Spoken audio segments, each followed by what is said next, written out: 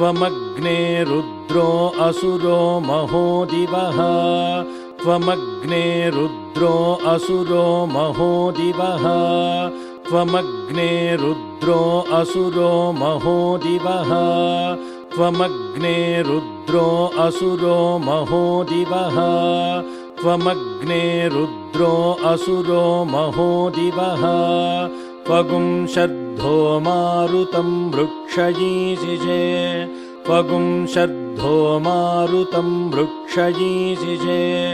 त्वगुंशर्धो मारुतं वृक्षयीशिषे त्वगुंशर्धो मारुतं वृक्षयीशिषे त्वगुंशर्धो मारुतं वृक्षयीशिषे त्वं वातैररुणैर्यासि शङ्गयः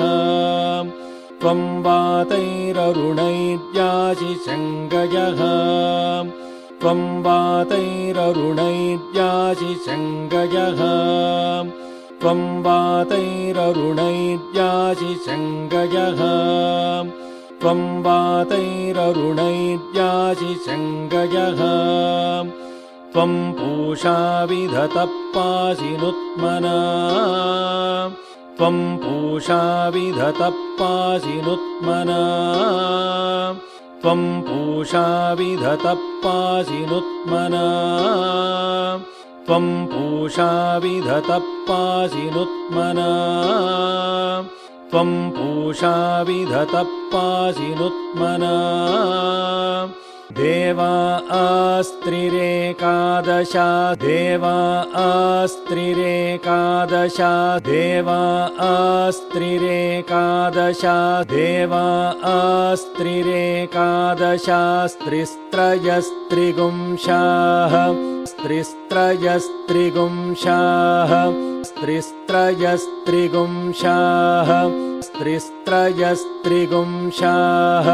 स्त्रिस्त्रयस्त्रिगुंशाः उत्तरे भवता उत्तरवर्त्मान उत्तरसत्त्वानः उत्तरे भवता उत्तरवर्त्मान उत्तरसत्त्वानः उत्तरे भवता उत्तरवर्त्मान उत्तरसत्त्वानः उत्तरे भवता उत्तरवर्त्मान उत्तरसत्त्वानः उत्तरे भवता उत्तरवर्त्मान उत्तरसत्त्वानः यत्काम इदं जुहोमि यत्काम इदं जुहोमि यत्काम इदं जुहोमि यत्काम इदं जुहोमि तन्मे समुज्झताम् तन्मे समुज्झताम् तन्मे समुज्झताम् तन्मे समुज्झताम् तन्मे समुज्झताम् वयग्गश्चामपतयोरयीणाम् वयग्गश्चामपतयोरयीणाम् वयग्गश्चामपतयोरयीणाम् वयग्गश्चामपतयोरयीणाम्